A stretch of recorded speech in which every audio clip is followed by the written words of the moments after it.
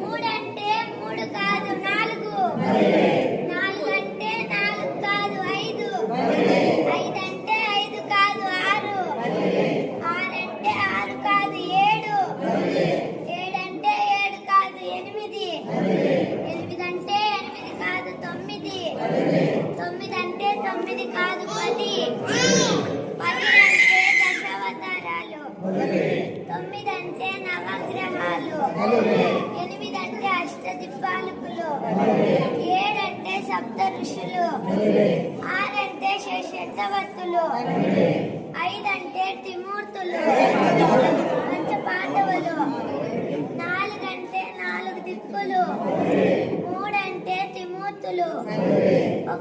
రెండంటే సూర్యచంద్రుడు, ఒకటంటే వాసవి మాత.